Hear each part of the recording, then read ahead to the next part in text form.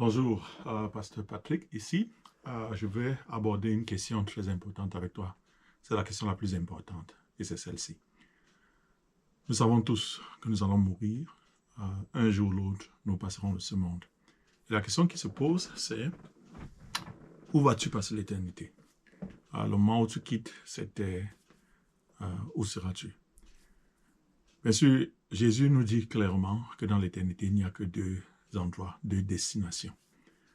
Certains vont au ciel, d'autres vont en enfer.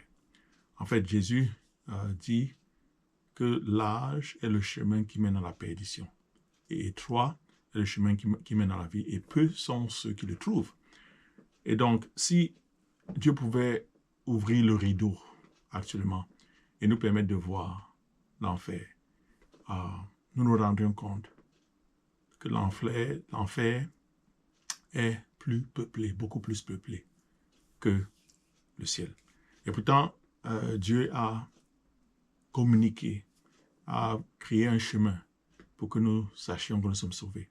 Dans Jean chapitre 5, au verset 13, la Bible dit que ces choses ont été écrites afin que vous, à vous qui croyez au nom du Fils de Dieu, afin que vous sachiez que vous avez la vie éternelle. La vie éternelle, ça veut dire que le moment où tu quittes ce monde, tu te retrouveras dans la présence de Dieu, parce que tu as été réconcilié avec Dieu pendant que tu vivais. Ok, très simplement, en 4 points, quatre choses qu'il faut savoir pour avoir la vie éternelle, qu'il faut recevoir, qu'il faut croire. Premièrement, c'est que tu as péché. Nous avons péché, nous avons tous péché. La Bible dit dans Romains 3, tous ont péché, sont privés de la gloire de Dieu. Bien sûr, le péché, c'est la désobéissance, c'est la transgression des voies de Dieu. Par exemple, dans les 10 commandements, Dieu dit, tu ne voleras point. Nous avons tous, étant petits, un moment ou un autre, pris des choses qui appartiennent à quelqu'un d'autre. Nous sommes des voleurs parce que nous avons volé. Et nous sommes des menteurs parce que nous avons menti. Nous sommes des meurtriers parce que nous avons haï. Jésus a dit qu'il a été écrit, tu ne tueras point, mais si tu as de la haine dans ton cœur contre ton frère, tu as déjà commis un meurtre. Parce que Dieu voit le péché au niveau du cœur. Nous avons tous péché, il n'y a pas d'exception. Chaque personne que tu vois est un pécheur, tu es un pécheur, je suis un pécheur. La deuxième chose qu'il faut comprendre, c'est que notre péché nous sépare de Dieu. Dieu est un Dieu saint. Il est parfait. Il ne nous a pas créés pécheurs, il nous a créés dans la sainteté. Nous avons désobéi. Et Dieu veut être réconcilié avec nous, mais il y a un problème, c'est ce péché qui nous sépare de lui. La Bible dit dans Romains 6, verset 23, le salaire du péché, c'est la mort. Et Dieu dit, dans l'Ancien Testament, l'âme qui pêche, c'est celle qui mourra. Dieu a un cœur de miséricorde. Il ne prend pas plaisir à la mort du pécheur, mais il condamne le pécheur à la mort parce que c'est ce que sa justice demande. Cela signifie que si tu te retrouves devant Dieu avec ta culpabilité de péché, avec ce poids à ton compte, tu ne pourras pas entrer dans la présence de Dieu. Tu iras directement dans l'enfer brûlant.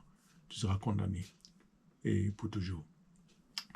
Et donc ça, c'est le jugement du péché. Bon, maintenant, Dieu veut nous sauver, mais qu'est-ce qui peut enlever? Qu'est-ce qui enlève? Qu'est-ce qui nous délivre de cette condamnation? La Bible nous dit clairement que Dieu nous délivre de la condamnation. C'est la troisième chose qu'il faut savoir. Dieu nous délivre de la condamnation en envoyant un innocent mourir à notre place, en déposant notre culpabilité sur celui qui n'a point péché et en punissant celui qui porte notre culpabilité à notre place. Et c'est par ce chemin que Dieu nous sauve. La Bible dit dans Romains 5, verset 8, que Dieu prouve son amour envers nous, c'est que lorsque nous étions encore pécheurs, Christ est mort pour nous. Cette personne, c'est le Seigneur Jésus-Christ. Dieu, en Jésus, s'est fait homme. Il a vécu dans ce monde sans péché, sans transgression. Il a vécu une vie parfaite parce qu'il est le Fils de Dieu. Et il a résisté au diable à la tentation. Mais la grande œuvre qu'il a pu accomplir, parce qu'il est innocent, c'est qu'il est allé à la croix. Il est né pour mourir à notre place. Il a porté notre culpabilité. Il a porté ta culpabilité. Et il a été crucifié. Il a souffert. Il est mort. Il a versé son sang pour tes péchés. Et ce sacrifice que Jésus a fait, c'est la seule chose qui peut enlever notre culpabilité. Car lui seul est qualifié devant Dieu pour porter nos péchés. Et donc Jésus a payé pour nous. Bien sûr, la quatrième chose, la dernière chose qu'il faut savoir, c'est que tout le monde ne va pas au ciel parce que Jésus est mort à la croix. Jésus a payé et a porté la peine pour tous les hommes. Mais Jésus lui-même nous dit que l'âge est le chemin qui mène à la perdition, étroit est le chemin qui mène à la vie, et peu sont ceux qui le trouvent. La majorité d'entre nous, la majorité des humains donc, se retrouvent en enfer. Pas parce que Dieu n'a pas approuvé un moyen pour être sauvés, mais parce qu'ils n'ont jamais mis leur foi en Jésus-Christ. C'est la quatrième chose qu'il faut faire. Quatrième chose qu'il faut savoir et faire. Il faut que tu crois. La Bible dit dans Romains 10, si tu confesses de ta bouche que Jésus est Seigneur, si tu crois dans ton cœur que Dieu l'a sauvé, tu seras, que Dieu l'a fait crucifier, mourir à ta place, tu seras sauvé. Ce qui nous sauve donc, c'est la foi en Jésus-Christ. Pas moins, pas plus. Aller à l'église ne peut pas payer pour tes péchés.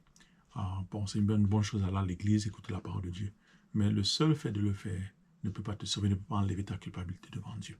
Prier tout le temps, que ce soit quand on est malade, prier pour demander l'aide de Dieu, la direction. Toutes ces prières, aucune prière ne peut enlever ta culpabilité. Faire de bonnes œuvres, essayer d'être une bonne personne, ça ne peut pas enlever ta culpabilité. Réformer sa vie, c'est-à-dire améliorer, faire moins de péchés, selon ce que nous on considère comme péché. Cela ne peut pas enlever ta culpabilité. Se repentir même, c'est-à-dire pleurer sur ses péchés, regretter, n'enlève pas la culpabilité. Si tu as commis un meurtre, tu te retrouves devant le juge, et le juge dit, ok, qu'est-ce que tu as dit pour ta défense? Tu ne peux pas dire, je pleure, je regrette. Bon, c'est bien que tu regrettes. Mais regretter un crime, un meurtre, ne te libère pas de ta culpabilité. Tu seras néanmoins envoyé en prison. Donc, Dieu est saint. Et cette culpabilité, il veut l'enlever. Et la seule personne qui a payé le prix pour que nous soyons libres, c'est Jésus-Christ.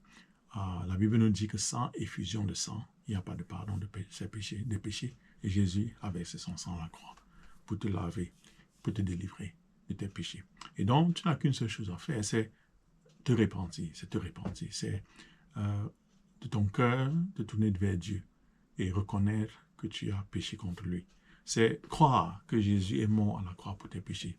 Et c'est croire Dieu que si tu mets simplement ta foi en Jésus-Christ, si tu le reçois comme ton sauveur, tu seras sauvé. La Bible dit qu'à tous ceux qui l'ont reçu, à tous ceux qui croient en son nom, il a donné le pouvoir de devenir enfant de Dieu. Je prie que tu le fasses en ce moment même.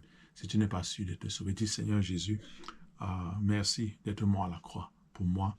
Je sais que j'ai péché contre toi. Je regrette mes péchés. Je veux être sauvé. Je crois en ce moment que tu es mort à la croix pour moi. Je te reçois comme mon Seigneur et mon Sauveur. Merci de me sauver. Aide-moi à partir de ce jour de vivre pour toi, à vivre pour toi. Et c'est ça, la Bible dit que si tu crois dans ton cœur et que tu confesses de ta bouche, tu seras sauvé.